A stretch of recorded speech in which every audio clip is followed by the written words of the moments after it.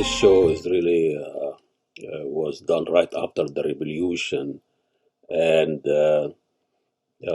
just Science Museum here in St. Paul had a King Tut show by Dr. Hawass, and I went to see the show, and as I'm walking into the museum, I see a picture of Hosni Mubarak and Dr. Hawass, bigger than anything I've seen, taken half of the front of the museum, and it says all the proceeding of this King Tut tour is going to go to Hosni Mubarak Foundation or something like that. I was very disappointed by this. Egypt just had a revolution a month ago, and that's 2011. And here, still the Americans still celebrating Hosni Mubarak and Dr. Hawass or what have you. So I called them and I said, this is really disrespectful to the revolution. Egyptian in Minnesota are concerned about this, and I might protest, and this is going to be an issue there. And a few hours later, I keep and I get a call from this is Dr. Hawass, Dr. Ahmed. This why you trying to hurt the Egyptian image? This is we do this for Egypt, and I said, I have nothing to do with this. I mean, the Egyptian community decided to protest or be concerned about this, seeing Hosni Mubarak as an official, this King Tut show. No, this is for Egypt, Dr. Ahmed. And he keeps calling me every hour and call me half a dozen times. Yeah, Dr. Ahmed, what can I do for you? You come with your friend, I'll give you VIP seating in the theater of my presentation. This is for Egypt. And I said, that's not how it works, Dr. Hawass. But anyway, and last call, really I feel sorry for the guy.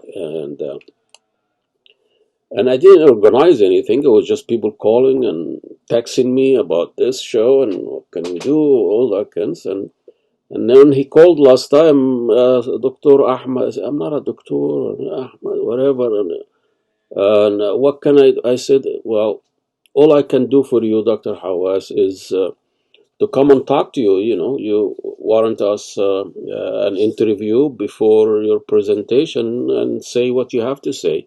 And we agreed on going there in the theater an hour earlier, and I had this conversation with Dr. Hawass. We've been going through a tremendous, talk about Egypt, transforming experience with the revolution or what have you. And as Egyptian Americans sitting here far from all this, we kind of, very sensitive to the events of what's going on. And for someone like you, you've been in the head of the Egyptian Antiquity for how many years? I was the head of the Egyptian Antiquities from 2002 until 2011. Mm-hmm. Actually, when the revolution happened that day of the 28th of January, I was sitting at home and people at Tahrir Square were saying Cairo Museum was looted, and I was so afraid and I could not go because there was a curfew. No one really can move. Yeah. But at 9 in the morning, I went to the Tahrir Square. And I will never forget this in my life. I was welcomed by all the young people, and they told me we protected the museum by our body. Mm-hmm. They stood in front of the museum and they protected the museum. And I went inside the museum with them, and they began to explain to me how people enter the museum, and I was afraid that the masterpieces could be stolen. Yeah. But I entered the museum with the army commandos that day, and I saw all the masterpieces were there. Then I made a statement that many people did not understand it, which I said, Cairo Museum is safe, because all the masterpieces were there. Mm-hmm. If Cairo Museum is safe, Egypt is safe. Mm-hmm. Because if I said that Cairo Museum is stolen, the revolution, these young people will lose a lot in front of the world. Yeah. Because the world cares not about the revolution, they care first about the antiquities. Yeah, And after that, they care about the revolution. But you know, But after this, I took my chair and I stood in front of the museum all day. Then I think the government, the people when they formed the government, they liked that and they made a new ministry for the first time called the Ministry of Antiquities. I'm an archaeologist, a technician. I have never been in the Democratic Party. I have never been in anything politics in my life. I only do my own work that you will see in my lecture. But that day when they said, we made an antiquities ministry, I could not say no. But I was so miserable. but you resigned, didn't you? And I will tell you. Okay. Then I stayed 37 days. It was so bad because the revolution gave Egypt freedom and democracy, but also bad people began to appear. And bad people began to appear to attack the good people without any reason except there is hateness. And that really is making us to stop and not to develop anything, not to work for Egypt. Everyone is demonstrating.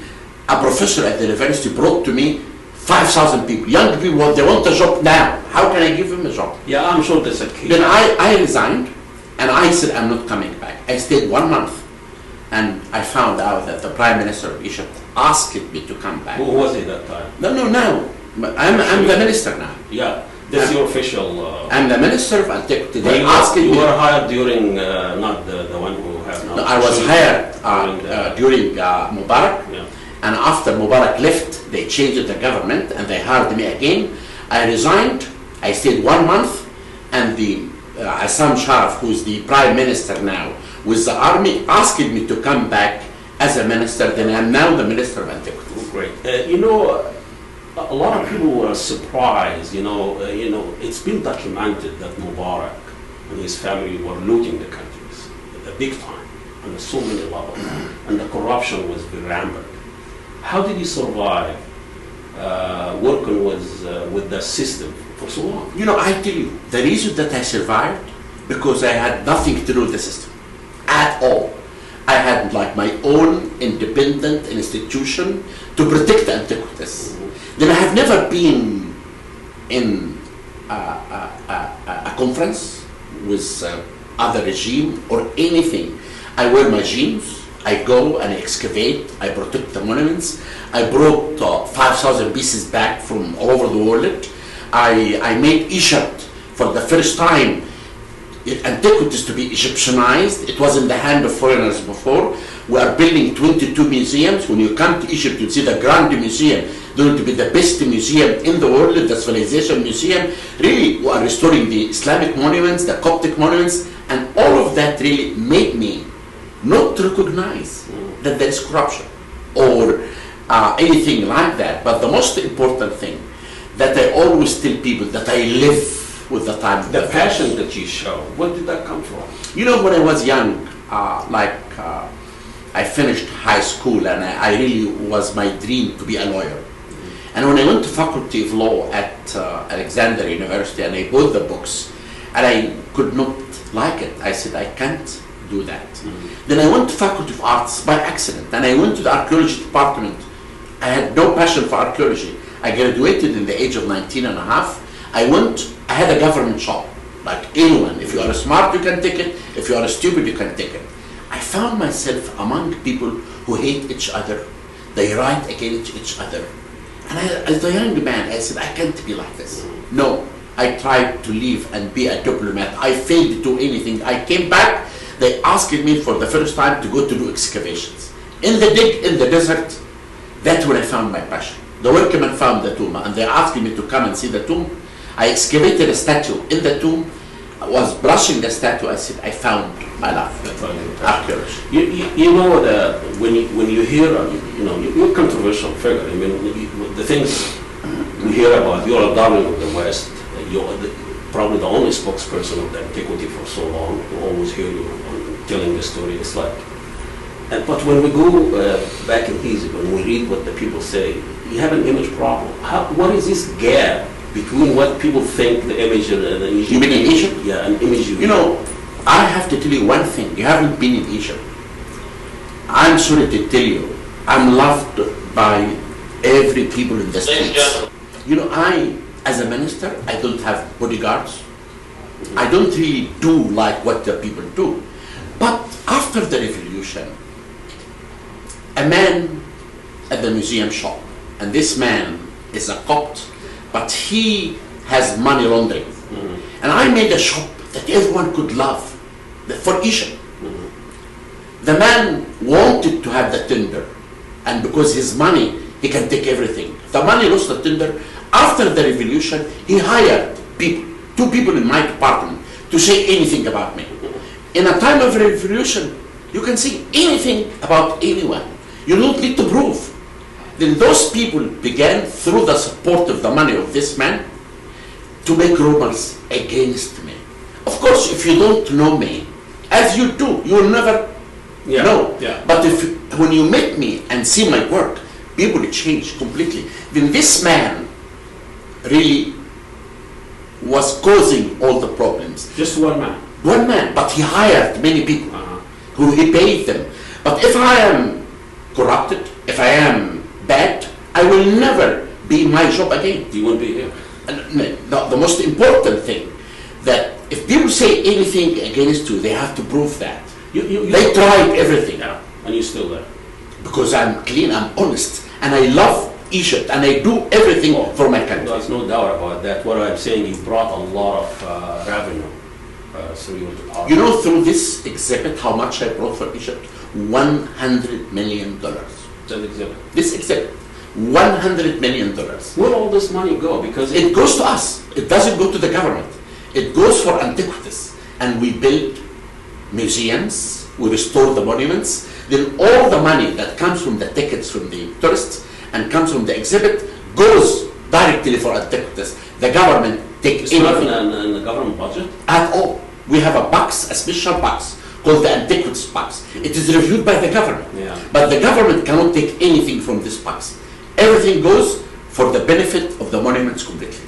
That's great to know. I mean, a lot of people also, some of the issue that maybe have your relationship with Susan Mubarak, which she's been invited, she's under investigation.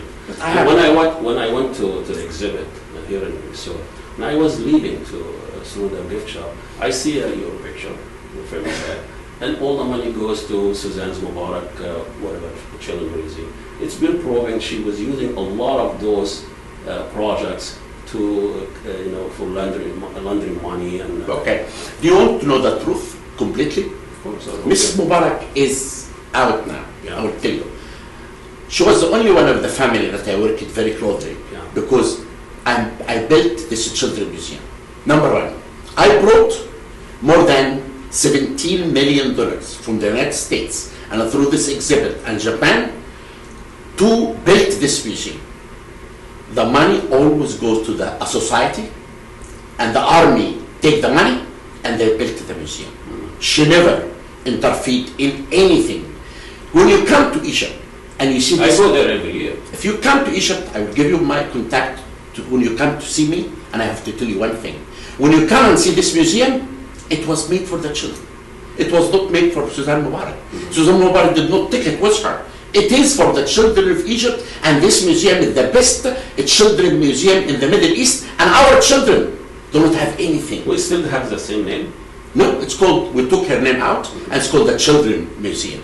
But I have never seen anything that she did wrong. I have never seen any corruption of her. I attend the meeting, we review the museum scenario, we review the museum architecture, and that was really something I am proud of, and I'm happy that I did something. Is this information available to the public? Because of course, no, we talk about it. I talked about it in the newspaper all the time to everyone. Because she was implicated in Alexandria, Library of Alexandria, pocketing all the money from the. I don't know about that, but I'm telling you. She was indicted, and she had to return the money back. And her program, Iqra, read. Yes. But I'm telling you about the thing that I know. You related to you. This money never went to her account. This money was in the account of the Heliopolis Society. And the Heliopolis Society informed me there is $500,000 arrived. We hired the army under by the order of the Field Marshal Hussein Tantawi, that this museum should be built. And the army, very honest, very straightforward, very correct. They built this museum. It will finish in 2 months, and I'm very proud. Are you talking before revolution or after? I'm talking even now. Now. Talking now. No, and before the revolution, the army started building this museum. I see. The army built the whole thing of the museum. What does have the army to do with it? Because the army has a construction company. I see. Then the construction, I thought if the army will do it, everything will be so honest. If you bring a company, the company maybe will not correct. But that's really the story. That's good. I know it's an amazing Egypt through history. I mean, the Egyptian people, they never really felt this is their country. For 7,000 years, for 5,000 years, 3,000 years, it's been always run by someone else. And I get the feeling when I go to Egypt, the people, that's before the revolution, that people are disconnected. And people live things dirty, and it's like they don't feel this is their country.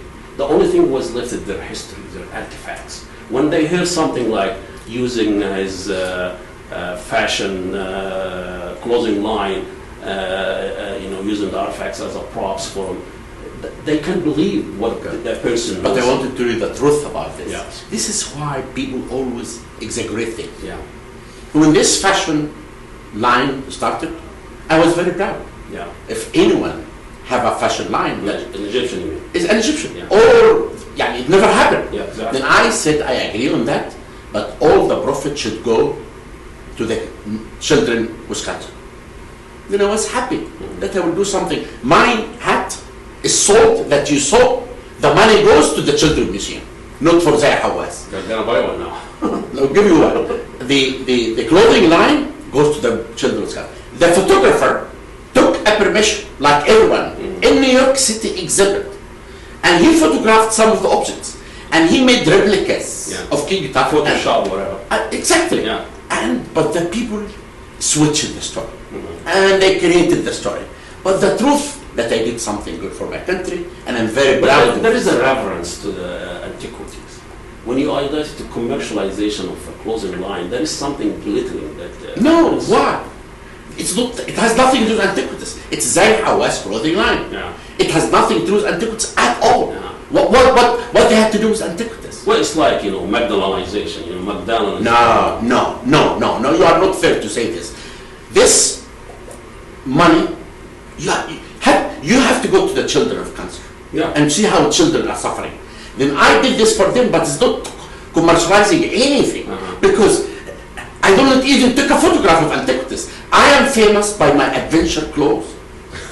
Everyone knows Very that. stylish, Now because I'm giving a lecture. Yeah. But this clothes became famous. Yeah, the casual one. But casual, but people are jealous. Yeah. Then they switch the story and they say things not true. But who gave 1 penny to children in Egypt? Who? Those are assholes. And they are stupid.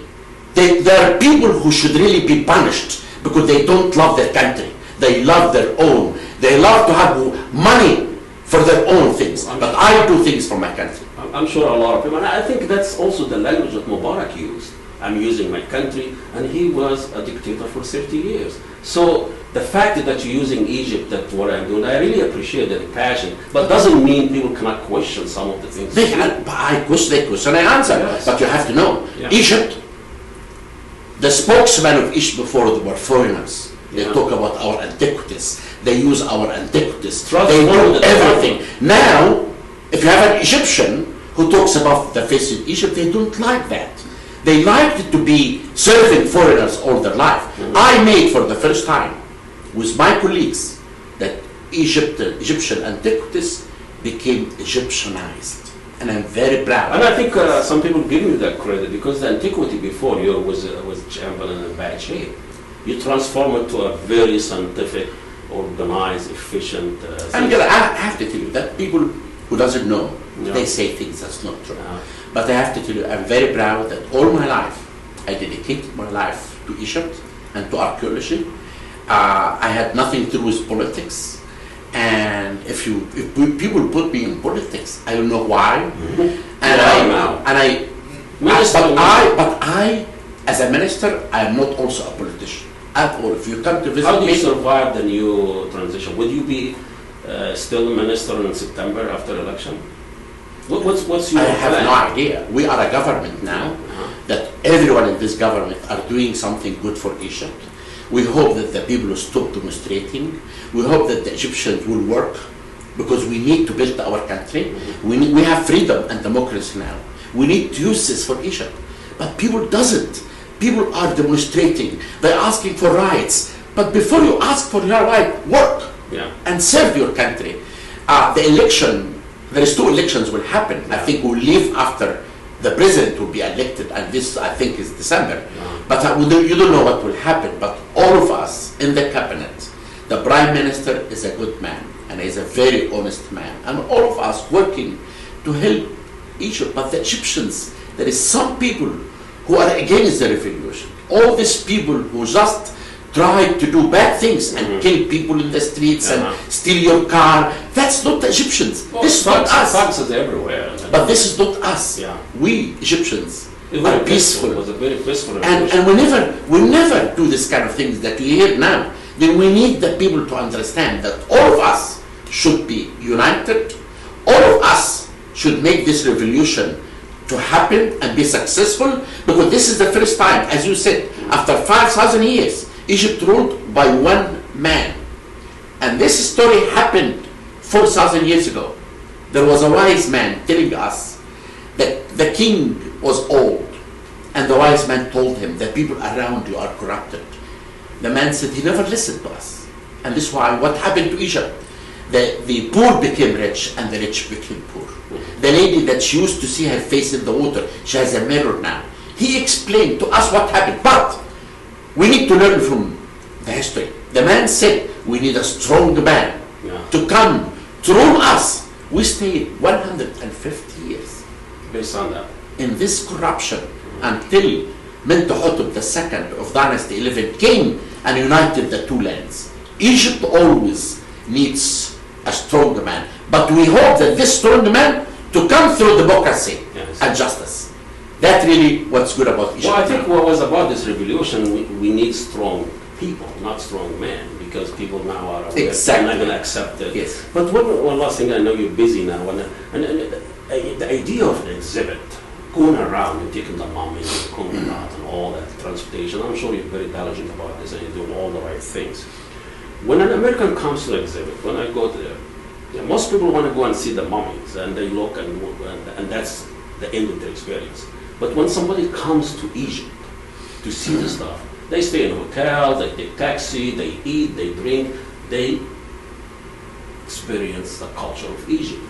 But that drive-through culture, but bringing artifacts, antiquity here, it brings some money, but I think the purpose of it is learning about Egyptian culture through experiencing when people come and visit.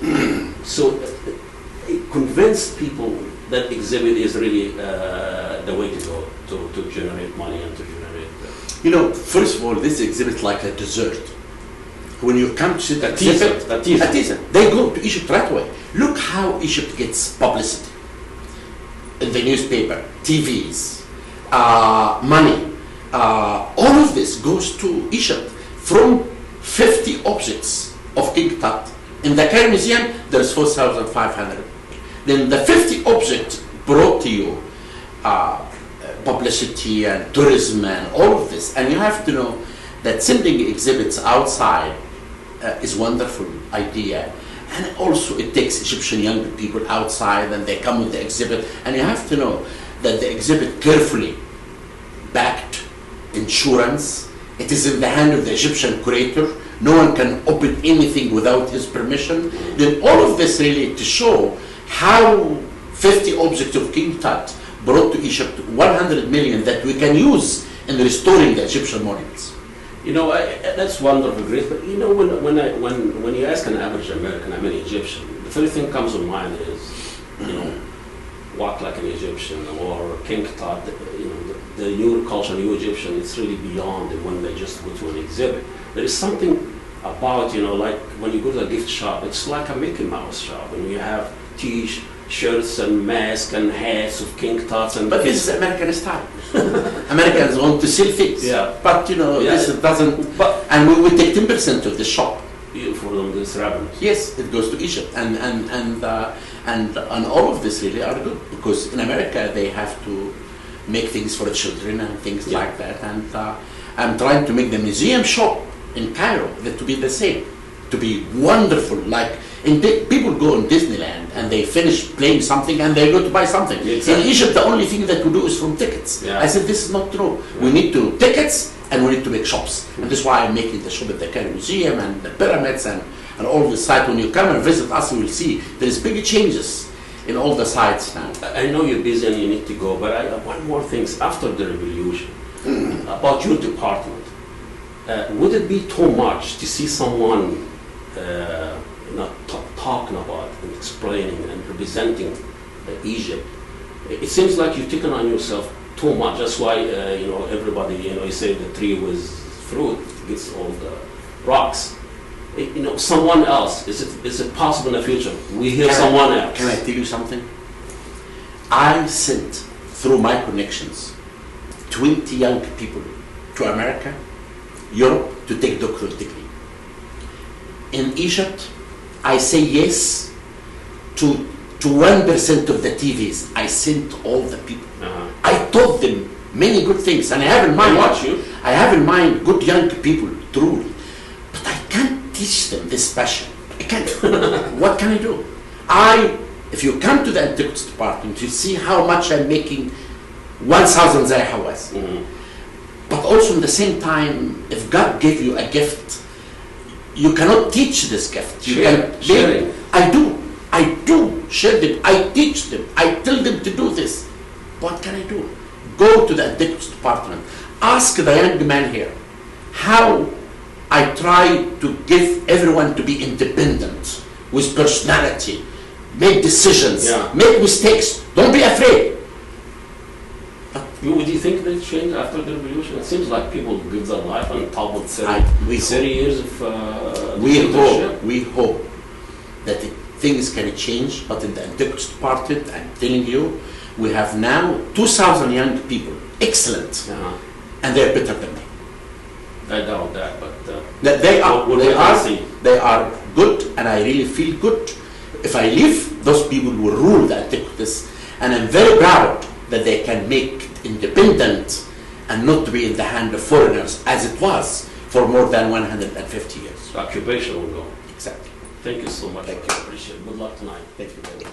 This was my interview with Dr. Hawass right after the revolution. He was the Minister of Antiquity appointed by the Supreme Military, whatever that group is that took over after the revolution. And that was inside the theater, where he really had a big presentation in the evening, and he invited us for a VIP showing, and we were sitting by ourselves, got all the drinks we want, and I mean, I feel good about this, but I really want to come and see his presentation and see the reaction of the people.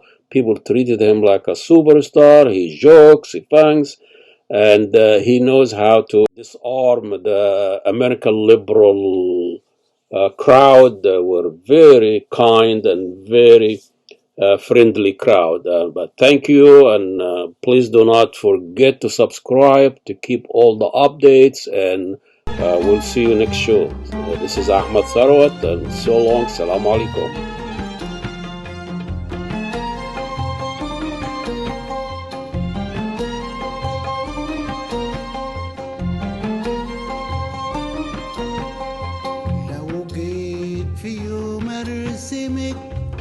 أرسم أمل بسام ونرسم حضارة ومدن وبرك حمام